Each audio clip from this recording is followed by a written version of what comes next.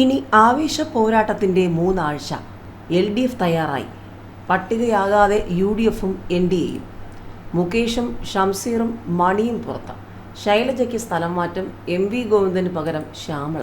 ഷംസീറും മുകേഷും മണിയുമൊക്കെ ഔട്ടാകുമ്പോൾ ഇല്ലെന്ന് പറഞ്ഞിട്ടും ജലീൽ ഇന്ന്. പാർട്ടി സെക്രട്ടറി ഗോവിന്ദന് പകരം ഭാര്യയുമുണ്ട്. PBയിൽ നിന്ന് പിണറായി മാത്രം. പേരാവൂരിൽ ശൈലജ. ഷംസീറിന് സീറ്റില്ല. 9 മന്ത്രിമാർ മത്സരിക്കും. CPM സ്ഥാനാർത്ഥികളെ പ്രഖ്യാപിച്ചു. പറവൂരിൽ ET ടൈസൺ, തൃശൂരിൽ ആലങ്കോട്. പട്ടിക എങ്ങനെയൊക്കെ വിശദമായി തന്നെ നോക്കാം. തിരഞ്ഞെടുപ്പ് പ്രഖ്യാപനം വന്നതോടെ തലസ്ഥാനത്തും പോരാട്ടച്ചൂടെത്തിയെങ്കിലും മത്സരചിത്രം ഇതുവരെ വ്യക്തമായിട്ടില്ല.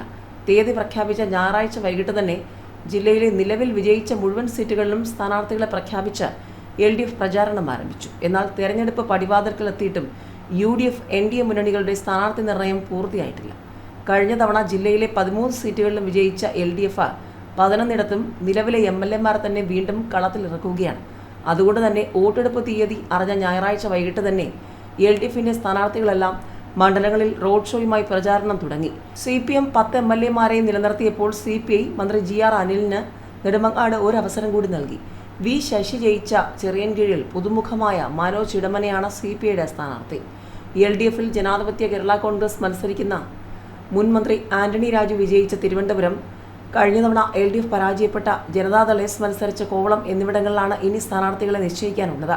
ഇതിൽ തിരുവനന്തപുരം മണ്ഡലത്തിൽ ആന്റണി രാജു കോടതി വിധി കാരണം തെരഞ്ഞെടുപ്പിൽ മത്സരിക്കുന്നതിന് അയോഗ്യത നേരിട്ടിരിക്കുകയാണ്. ഈ സീറ്റ് CPM ഏറ്റെടുക്കുമെന്നാണ് സൂചന. ഇതിൽ മുന്നണിയിൽ ചർച്ചകൾ പുരോഗമിക്കുകയാണ്. കോവളത്ത് ഇത്തവണ LDF സീറ്റ് ഇന്ത്യൻ സോഷ്യലിസ്റ്റ് ജനതാദളിനാണ്. മുൻ ജില്ലാ പഞ്ചായത്ത് അംഗം ഭഗത് റൂഫസ് ആയിരിക്കും ഇവിടെ സ്ഥാനാർത്ഥിയെന്നാണ് സൂചന. UDFിൽ 13 മണ്ഡലങ്ങളിലും കോൺഗ്രസ് തന്നെയാണ് മത്സരിക്കുന്നത്. ആറ്റിങ്ങലിൽ RSPയാണ് മത്സരിക്കുന്നത്. കോവളത്ത് കോൺഗ്രസിന്റെ നിലവിലെ MLA M വിൻസെന്റ് രംഗത്തിറങ്ങും. മറ്റിടങ്ങളിൽ സ്ഥാനാർത്ഥി നിർണയം അന്തിമഘട്ടത്തിലാണ്. ചിലയിടങ്ങളിൽ ആദ്യം പരിഗണിച്ചിരുന്ന പേരുകളിൽ ഇപ്പോൾ മാറ്റം വന്നിട്ടുണ്ട്. മുതിർന്ന നേതാക്കൾ പലരും മത്സര സന്നദ്ധത അറിയിച്ച് മുന്നോട്ട് വന്നതോടെയാണ് കോൺഗ്രസിന്റെ പട്ടിക വൈകുന്നത്. സാമുദായിക സമവാക്യം കൂടി പരിഗണിച്ചായിരിക്കും ജില്ലയിലെ അന്തിമ പട്ടിക കോൺഗ്രസ് പ്രഖ്യാപിക്കുക. ജില്ലയിൽ ശക്തമായി തിരിച്ചു വന്നാലേ സംസ്ഥാന ഭരണം നേടാനാകുമെന്ന തിരിച്ചറിവിൽ ശക്തരായ സ്ഥാനാർത്ഥികളെ രംഗത്തിറക്കാനാണ് നേതൃത്വത്തിന്റെ തീരുമാനം. തദ്ദേശ തെരഞ്ഞെടുപ്പിൽ ഗ്രാമ ബ്ലോക്ക് പഞ്ചായത്തുകളിൽ നേടിയ മികച്ച വിജയത്തിന്റെ പ്രതീക്ഷയിലാണ് UDF.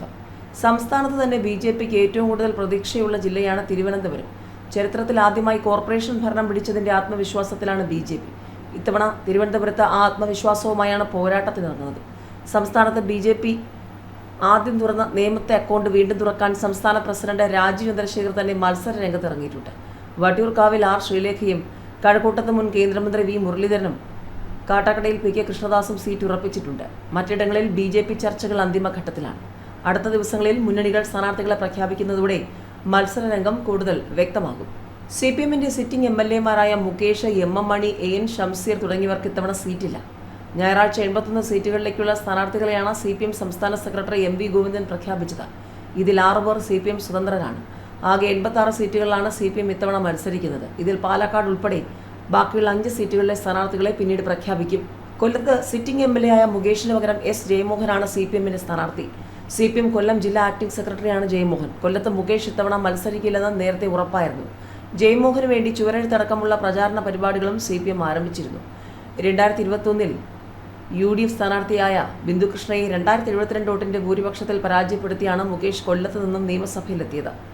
2 തവണ തലശ്ശേരിയിൽ നിന്നും MLA ആയ AN ഷംസീറിനും ഇത്തവണ സീറ്റില്ല.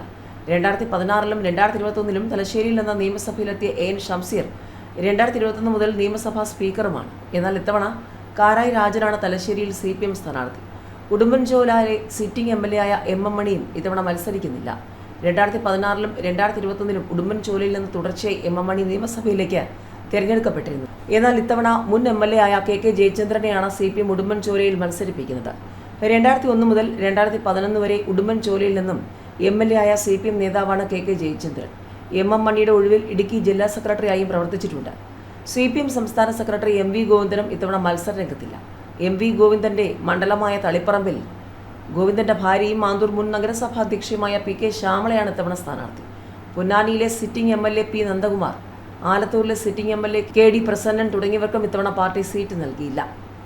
പൊന്നാനിയിൽ MK സക്കീറും ആലത്തൂരിൽ TM ശശിയുമാണ് CPM സ്ഥാനാർത്ഥികൾ.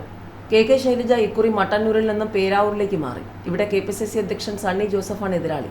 VK സനോജാണ് മട്ടന്നൂരിൽ CPM സ്ഥാനാർത്ഥി.